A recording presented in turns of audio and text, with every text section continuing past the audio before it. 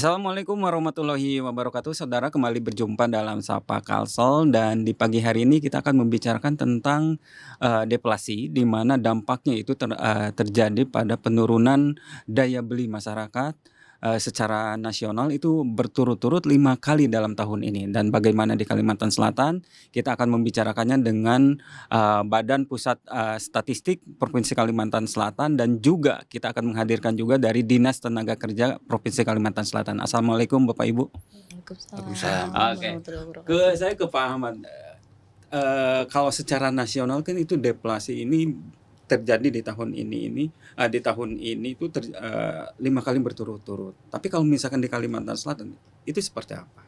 Baik, terima kasih Mas. Mhm, Sebelum jawab pertanyaannya mungkin saya ingin memberikan sedikit gambarannya bahwa, kondisi inflasi atau deflasi di suatu mhm, negara itu adalah hal yang wajar ya. oke, Jadi ibaratnya roda yang berputar, mhm, kadangkala, dia ada di atas, kadangkala dia ada di bawah, jadi seperti itu. Nah yang jadi permasalahan sekarang, mmm, andai kata, terjadi inflasi secara terus-menerus mhm, maupun deflasi yang beruntun, mhm, itu merupakan gejala yang sebenarnya tidak baik ya. mhm, Nah, contohnya kalau kita lihat di angka nasional sendiri ya terjadi deflasi ya, oke, deflasi atau penurunan harga mhm, 5 bulan berturut-turut dari mhm, bulan Mei sampai dengan September. mhm, Akan tetapi di Kalimantan Selatan sendiri, alhamdulillah untungnya bulan September tadi kita mengalami inflasi ya, inflasi oke, month to month mhm, setelah terjadi deflasi 4 bulan berturut-turut juga, aha. seperti itu. Oh, berarti mengalami hal yang sama berarti? Hal yang sama, serupa Oke, sebenarnya. Akan heeh, tetapi ya di September ya, capaian September di bulan kelima, mhm. Kalimantan Selatan mengalami inflasi. Apa aja yang mengalami inflasi untuk, komoditi apa aja? Jadi kalau, mengacu pada data terakhir ya, Mhm, data hasil rilis BPS, ada dari 11 kelompok, eee, pengeluaran inflasi umum ya, itu di bahan makanan dan tembakau mhm. terjadi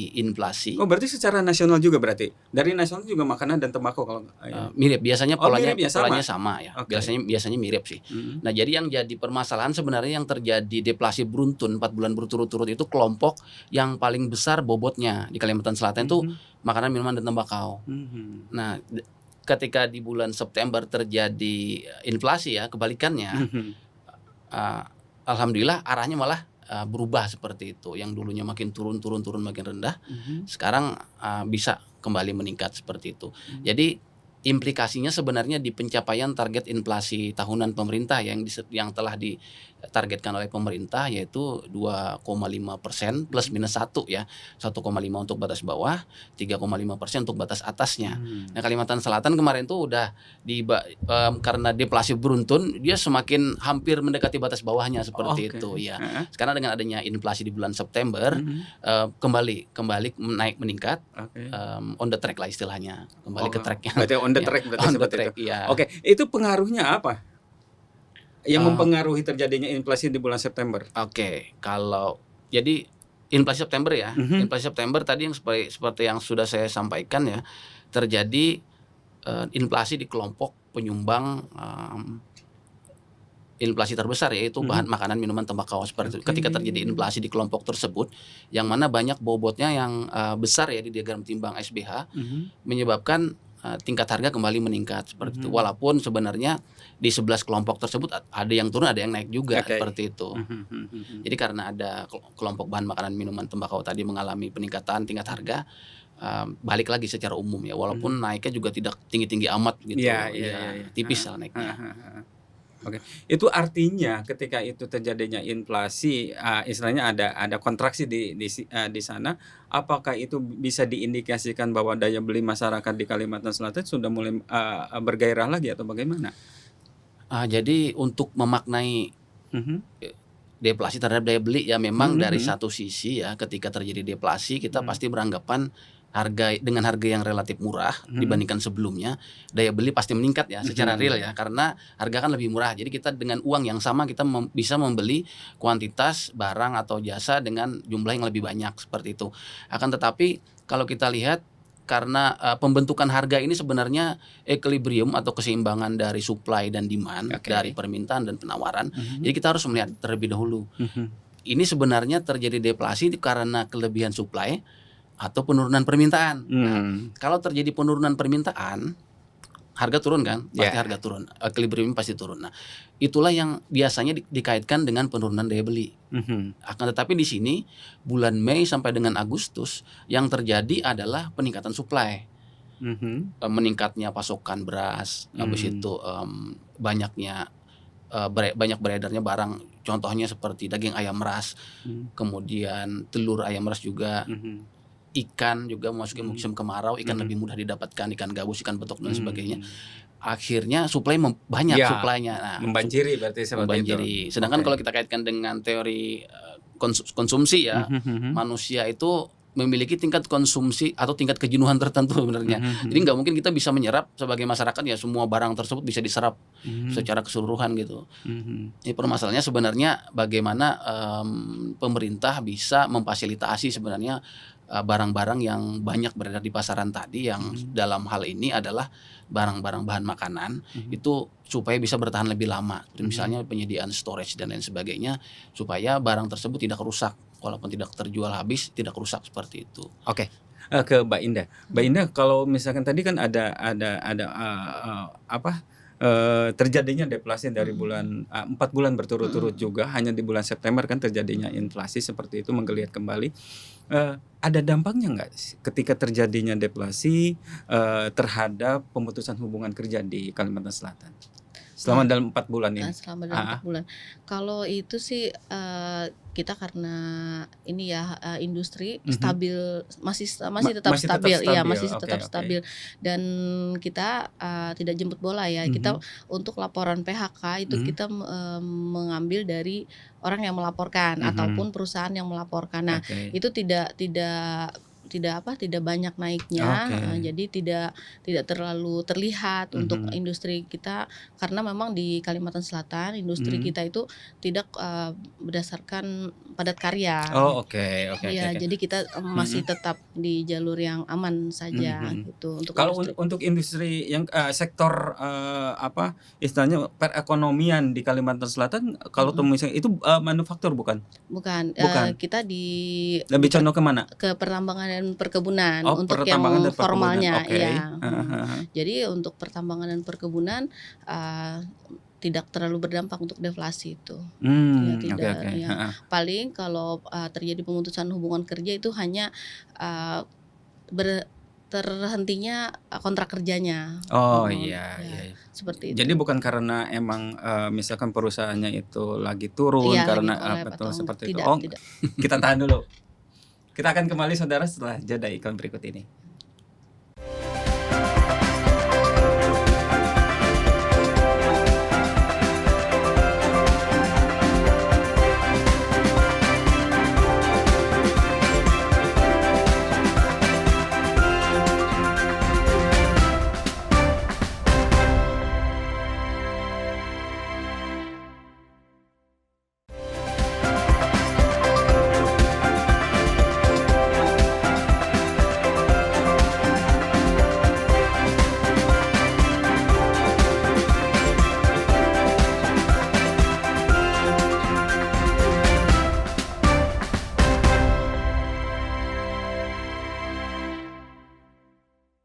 Baik, terima kasih saudara masih di Sapa Kasal dan masih, dalam perbincangan tentang deflasi, tentang daya beli masyarakat yang mengalami, penurunan. Ke, Pak Ahmad dari BPS, apakah deflasi dan inflasi itu ada standarnya seperti apa dalam suatu negara sehingga bisa dikatakan bahwa ekonominya itu masih stabil? Terima kasih. Betul, untuk Indonesia sendiri ya pada tahun 2024 kita ditargetkan pemerintah Mhm untuk mencapai inflasi tahunan mhm. 2,5% plus minus 1 seperti itu. Dia biasanya 2,5% dan betul, itu harus dijaga? dengan deviasi 1% ya, Oke. dan itu harus dijaga. Jadi esensi sebenarnya dari tim pengendali inflasi di nasional ya, atau tim pengendali inflasi di daerah TPID, Mhm. itu adalah mengendalikan ya, tim pengendali inflasi daerah, bukan tim penghapusan inflasi daerah ya. Nggak mungkin juga, Pak. Jadi iya betul. Jadi di teori-teori ekonomi memang inflasi itu diperlukan untuk pertumbuhan ya. Mhm. Jadi pengusaha itu juga memiliki gairah jika ada Iya. terjadi inflasi ya, Iya. inflasi untuk berproduksi dan lain sebagainya. Jika terjadi deflasi yang dikhawatirkan ya, Heeh. pemasukan kepada para pengusaha tadi akan otomatis menurun ya, yang akan Mhm. berimbas mau tidak mau Mhm. berimbas kepada laba dan akan kemudian mengakibatkan yang kata orang bilang banyak tuh pemutusan hubungan kerja PHK Betul seperti itu. betul. Itu yang kita tidak mau Mhm sebenarnya. mhm. Nah, akan tetapi kalau dalam hal Kalimantan Selatan ini dalam 4 bulan terakhir karena deflasi kita itu sebenarnya dikarenakan kelebihan supply ya, Oh, kelebihan supply, oke. kelebihan supply, musim Mhm. panen dan lain sebagainya, Bukan saving ya? bukan saving juga sih. Kelebihan supply yang tidak diserap sepenuhnya oleh masyarakat seperti itu. Mhm. Jadi ya memang ada sedikit kekhawatiran kita juga sebenarnya Mhm karena mhm. dari beberapa kali kejadian krisis ekonomi ya, Mhm. baik itu di tahun 97, 98, kemudian tahun 2008 Betul. ketika Covid-19 juga itu Mhm. memang deflasinya itu memang beruntun, Mhm. memang berkali-kali dalam satu Mhm. tahun dan itu Mhm. jarang terjadi. Nah, Oke. tahun ini tuh terjadi seperti Mhm. itu. Nah, banyak pengamat juga memperkirakan kita ini dikhawatirkan ya, bukan memperkirakan ya, Ah, dikhawatirkan pada ambang krisis seperti itu. iya. Akan tetapi kalau kita mungkin nanti kita lihat lagi ya historis data kita ya pengeluaran konsumsi rumah tangga yang Mhm. oleh BPS nanti dirilis untuk triwulan 3-nya di bulan November berbarengan Mhm. dengan data ketenagakerjaan ya. Ya, oke. Itu kita lihat apakah benar-benar PKRT atau pengeluaran konsumsi rumah tangga itu tetap tumbuh Mhm. atau cuma melambat atau malah terkontraksi. Nah, itu di situ Mhm. kita bisa kita lihat nanti. Oke. Apakah benar-benar terpengaruh daya beli kita sebenarnya. Oke. Artinya seperti apa kalau misalkan melambat, tumbuh, dan kontraksi, terkontraksi itu apa artinya? Kalau terkontraksi kan dalam artian dibandingkan periode sebelumnya, Mhm. pengeluarannya kan turun kan pasti. Oke. Pengeluarannya turun atau Mhm. pertumbuhannya negatif ya, Mhm. terkontraksi. Mhm. Nah, kalau terjadi hal seperti itu mau nggak mau kita bisa mengatakan bahwa memang deflasi yang terjadi itu bisa dikarenakan oleh pelemahan daya beli tadi, pelemahan daya Mhm. beli karena konsumsi masyarakat memang turun, benar-benar turun. Jadi Oke. mereka nggak bisa beli barang dan lain sebagainya. Tapi Oke. kalau cuman melambat Mhm. dan kalau cuman melambat belum bisa dipastikan juga Mhm. adanya pelemahan daya beli karena memang konsumsi masih tumbuh Oke. walaupun melambat ya. Tumbuh dalam artian meningkat dari banding periode sebelumnya. Oke oke. Ke Bu Indah, Iya. jumlah angkatan kerja di Kalimantan Selatan untuk tahun ini berapa? Tercatatnya berapa? Heeh. Kalau sesuai data BPS ya, Iya kita betul. 2,1 juta. 2,1 Iya, juta, oke. Heeh. itu yang terdiri dari yang bekerja dan yang penganggurannya. Pekerja dan pengangguran, oke. Ya Heeh. seperti itu. Jadi dari data tersebut memang apa ya, terlihat jutanya ya, Iya. tapi sebenarnya bekerjanya sudah cukup banyak Oke. serapan tenaga kerjanya. Oke. Kalau untuk tingkat penganggurannya berapa? TPT? Kalau pengangguran di 2024 itu Mhm. memang ini ya, TPT-nya 3,89 ya. 3,89, Iya, oke. turun sih dari tahun kemarin di 4,31%. Jadi 4,31% iya, di tahun kemarin ya? iya. Berarti, ada serapan dong kalau begitu? Jelas lah, Heeh. dari data tersebut memang serapan tenaga kerjanya dan lapangan yang terbuka Mhm. dari setelah COVID-19 kemarin, Mhm. perusahaan sudah mulai bangkit lagi, Oke. otomatis serapan tenaga kerja juga Oke. meningkat. Di sektor apa aja? Kalau tetap pertambangan, perkebunan menggeliat kembali, Mhm. dan Mhm. sektor jasanya seperti perhotelan yang Oke. sempat down waktu Mhm. COVID-19 kemarin, Mhm. kembali lagi, kembali Kembali ramai tumbuh ya, kembali kembali tumbuh oke lagi. oke. Kalau misalkan yang sekarang itu, jumlah angkatan kerja 2,1 itu pengangguran dan pekerjanya Ibu ya? Iya, Oke. bekerja. Kalau misalkan penganggurannya berapa sampai sekarang? Sekitar 90.000. 90.000. Rentan usianya dari Ya, usia kerja. usia kerja ya? Iya, Usia kerja itu berarti dari 15 sampai 18. 18 Ya, sampai? sampai berapa, 56. Sampai 56 ya, Iya. seperti itu. Oke, kalau misalkan mereka yang biasanya kan kalau misalkan untuk mitigasi ketika setiap tahun kan akan terjadi nih Iya. penambahan jumlah angkatan kerja begitu seperti itu. Apa tuh mitigasi dari Dinas Tenaga Kerja untuk hal itu? Berbagai program ya Mhm. kita laksanakan, seperti job fair juga, Mhm. itu penyediaan lowongan pekerjaan dari Mhm. perusahaan, dari dunia usaha, dunia industri kita sediakan untuk yang penduduk usia kerja yang setelah lulus, yang seperti dari SMK, dari Mhm. politeknik, dari Mhm. universitas, itu kita selalu kita rutinkan setiap tahun, dari job fair-nya, kemudian ada pemagangan dalam negeri. Nah, itu juga pintu masuk kita untuk, masuk ke dunia usaha, dunia industri. Jadi nanti kita namanya pemagangan dalam negeri ya, Iya tapi iya itu iya. pemagangan bekerja. Ya, oke. Jadi, selama 5 bulan kita berikan, waktu untuk, beradaptasi dengan perusahaan yang terdiri dari 1 bulannya teori, kemudian 4 bulannya praktek. Harapan kita penyerapannya juga di atas 90%, Oke oke. seperti itu. Karena, di sana ada tanggung jawab perusahaan untuk, bikin pinter anak-anak itu, Oke seperti oke itu. oke. Apa saja yang diberikan sama untuk para peserta untuk mengangkat atau menambah skill mereka? Kalau pemagangan dalam negeri kan memang, kualifikasi diberikan oleh perusahaan. Jadi Oke. perusahaan misalnya nih dengan jabatan A, dengan kualifikasi, S1-nya jurusan apa seperti itu. Nah, itu diseleksi oleh kami Dinas Tenaga Kerja, kemudian, terakhir wawancara oleh Oke perusahaan. jadi apa yang dibutuhkan oleh Iya, perusahaan tentu saja. kemudian ditindaklanjuti Iya. dengan persiapan dari, Iya, Dinas Tenaga Kerja, begitu ya? iya, karena kita memang, menyesuaikan apa sih kebutuhan dari Betul dunia usaha, betul. dunia industri. Oke, jadi menyesuaikan dengan kebutuhan dunia usahanya. Iya, Oke, kita akan kembali saudara setelah jeda iklan berikut ini.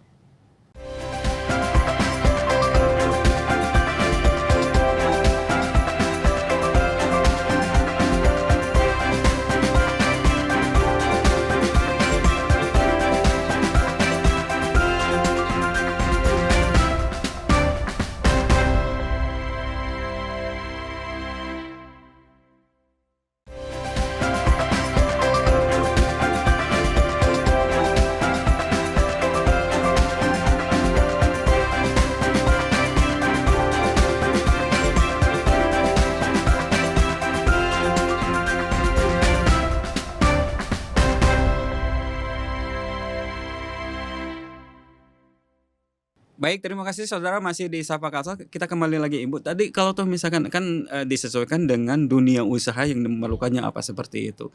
Oke, berapa penyerapannya yang ke misalkan ada ke luar negeri atau ke industri yang ada di dalam Kalimantan Selatan sendiri? Kalau pemagangan dalam negeri ya Pak, kita targetkan memang 90%. Jadi 90%. kita Oke. contohkan ya, perusahaan yang ikut pemagangan dalam negeri pun berbeda-beda Oke, kebutuhan kebutuhannya. jabatannya. Oke. Misalnya, satu perusahaan A cuman perlunya 10, tapi yang di perusahaan sawit perlunya 40 orang, tapi kami minta komitmen untuk 90% penyerapan setelah anak-anak itu magang selama 5 bulan, seperti itu. Jadi, berbeda-beda porsi, akan tetapi, memang tujuannya memasukkan, anak-anak, usia kerja ini ke dunia industri gitu, Oke. secara paksa ya, Iya. maksudnya seperti itu. Tapi, supaya menumbuhkan, Betul. kepercayaan perusahaan, trust-nya perusahaan kepada anak-anak lokal khususnya, itu kami memasukkannya Oke, lewat berarti pemagangan dalam negeri. Dinas Ketenagakerjaan terus melakukan mitigasi, kemudian juga melakukan ya. aksinya sehingga mengurangi jumlah pengangguran Iya, seperti itu. Pak Ahmad, kalau tuh misalkan tadi disebutkan bahwa jumlah pengangguran di Kalimantan Selatan itu 3,89, betul seperti itu ya. Betul. Kalau dibandingkan dengan tahun kemarin itu kan masih tinggi. Seperti sektor-sektor yang tadi yang disebutkan oleh Bu Indah, apakah juga terrealisasi atau misalkan apa sih data-data yang dikeluarkan oleh dinas dari BPS itu sendiri? Betul. Kalau di BPS biasanya kita mengeluarkan banyak data indikator ya terkait ketenagakerjaan ya. Salah satunya kalau tadi ada TPT atau tingkat pengangguran terbuka, kita juga mengeluarkan tingkat partisipasi angkatan kerja, jumlah pengangguran, jumlah pencari kerja ya pengangguran, kemudian jumlah penduduk yang bekerja, kemudian total angkatan kerjanya, sama distribusi pekerja tadi menurut lapangan usahanya seperti itu. Jadi memang yang kita amati tiap tahun biasanya selain yang angka-angka indikator tersebut, kita juga melihat perubahan distribusinya ya, penyerapan tenaga kerja di lapangan-lapangan usaha seperti itu. Seperti contohnya ya, kita kasih contoh ke pertambangan ya. Pertambangan dan penggalian ini merupakan satu sektor penopang utama di Kalimantan Selatan ya, yang memiliki share tuh sangat tinggi seperti itu. Sekitar sepertiga dari perekonomian Kalimantan Selatan dikuasai oleh sektor pertambangan. Akan tetapi kalau kita lihat serapan ketenaga kerjaannya kalau di pertambangan di sekitar 4-5% aja. Oke. Ya, 4-5%, kisaran seperti itu. Yang mana artinya sektor pertambangan ini tidak begitu pro job ya kita bilang ya, tidak begitu menyerap tenaga kerja juga sebenarnya. Iya.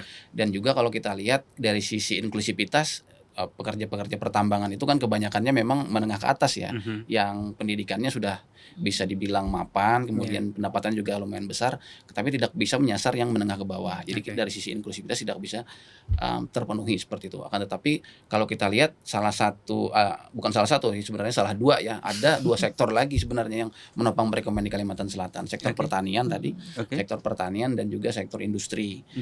Sektor pertanian dan industri ini memang ya istilahnya tuh 11-12 lah. Kalau kita lihat proporsinya sekarang di Kalimantan Selatan, yang mana ini lebih menjanjikan sebenarnya dari sisi penyerapan tenaga kerja, dari sisi inklusivitasnya juga ya, karena bisa menjangkau seluruh lapisan masyarakat. Dan ini sejalan juga dengan sebenarnya rencana pemerintah daerah kita ya, yaitu hilirisasi ya. Hilirisasi mencoba mengurangi ketergantungan kita terhadap tambang ya, dan mulai mengalihkan ke industri dan pertanian yang lebih sustainable seperti itu. Ya seperti itu biasanya kita mencoba menganalisisnya. Tadi itu industri sama pertanian.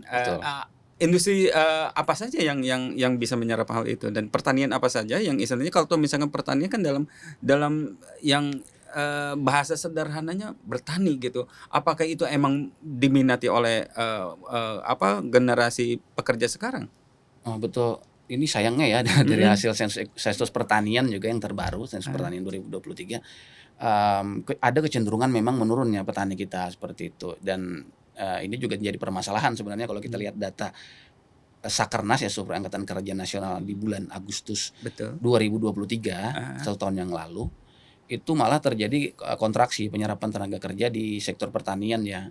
Kita mencapai serapan 29,47% sektor pertanian, ini menurun sebesar minus 2,94% dibandingkan tahun sebelumnya di 2022. Kemudian di periode Februari 2024 ada sedikit peningkatan sudah meningkat 1,81%, tapi tidak setinggi penurunannya tadi seperti itu. Ini memang agak fluktuatif, tapi kecenderungannya memang menurun. Jadi memang PR kita bersama juga bagaimana cara menarik minat ya, menarik minat pekerja maupun generasi muda sekarang ya, kaum milenial mau nggak jadi petani seperti itu, petani milenial ya namanya. Iya benar. Emang lagi ramai sih kemarin-kemarin tentang petani milenial itu. Oke, ke Bu Indah. Tadi itu kan ada industri, kemudian ada juga pertanian. Itu yang paling menarik perhatian itu adalah pertanian. Kemudian juga tadi dikatakan bahwa untuk pelatihan itu sesuai dengan kebutuhan dari dunia usaha seperti itu. Nah, ini untuk Dinas Tenaga Kerja untuk menyentuh pertanian atau untuk istilahnya memberikan stimulan kepada para pekerja bahwa ini pertanian itu juga bisa menghasilkan uang untuk itu. Itu bagaimana? Kalau pertanian ini arahnya mungkin pelatihannya ke informal ya, keperluasan kesempatan kerja. Jadi harapan kita nanti yang tadi kebetulan kita ada job fair di SMK Pertanian di Banjarbaru. Nah, kita menginisiasi anak-anak SMK ini untuk menjadi petani-petani milenial. Nah, kalau memang memerlukan bantuan kita dalam hal pelatihan ataupun bantuan sarana usaha atau padat produktif, itu kita bisa masukkan di tempat kita. Nah, mekanismenya itu usulan dari kelompok mereka, mungkin dari alumninya SMK itu tadi mempunyai lahan yang bisa diproduktifkan kembali untuk pertaniannya. Nah, itu bisa nanti dibantu dari Dinas Tenaga Kerja melalui perluasan kesempatan kerja itu. Oke. Ke Pak Ahmad, ini sedikit saja karena waktunya juga terbatas. Pak Ahmad, kalau tuh misalkan tadi kan deflasi sama inflasi itu adalah sesuatu hal yang wajar terjadi di sebuah negara. Tapi ketika membaca dari masyarakat itu ada sisi kepanikan terkait dengan deflasi dan inflasi. Jadi sebenarnya kalau kita mencoba menyikapi ya terjadinya inflasi atau deflasi, BPS biasanya memang ketika kita melakukan rilis, kita selalu menjelaskan fenomena terjadinya inflasi maupun deflasi tersebut dilatar belakangi oleh apa, seperti itu. Ada beberapa fenomena yang dijelaskan oleh BPS, itu yang pertama. Yang kedua, terjadinya inflasi atau deflasi tersebut kita juga mengamati apakah terjadinya kedua indikator tersebut ya terjadinya tuh melonjak dengan cukup tinggi atau tidak, seperti itu. Kalau andai kata lonjakannya tidak begitu tinggi, ya itu mungkin salah satu wujud dari mekanisme pasar ya, seperti itu. Nah di sini peran pemerintah juga perlu melalui TPID ya, perlu untuk melihat bagaimana intervensi-intervensi yang mereka lakukan. Contohnya ya, ketika terjadi deflasi beruntun, pemerintah daerah juga perlu melihat nih, ini perlu nggak kita melakukan intervensi dengan bantuan pangan murah seperti itu. Takutnya ketika terjadi deflasi di bahan makanan ya, contohnya terjadi deflasi di bahan makanan, dilakukan intervensi pasar juga dengan bantuan pangan murah, takutnya deflasi malah lebih dalam seperti itu. Jadi memang di semua pihak ya, dalam tim TPID juga perlu untuk bahu-membahu bekerja sama, saling memberikan informasi juga, saling memberikan pertimbangan terkait dengan kebijakan-kebijakan intervensi tersebut. Apakah sudah sesuai dengan track atau tidak ya. Oke, berarti kan setiap momen itu pasti ada regulasi yang akan disiapkan oleh pemerintah berkaitan dengan hal ini, karena kan itu tetap harus dijaga, deflasinya juga harus dijaga, inflasinya juga tetap harus dijaga seperti itu. Oke, baik, terima kasih Pak Ahmad. Sama-sama. Terima kasih Bu Indah. Demikian saudara, Sapa Kalsel di pagi hari ini, kita akan kembali dengan narasumber lainnya. Sampai jumpa.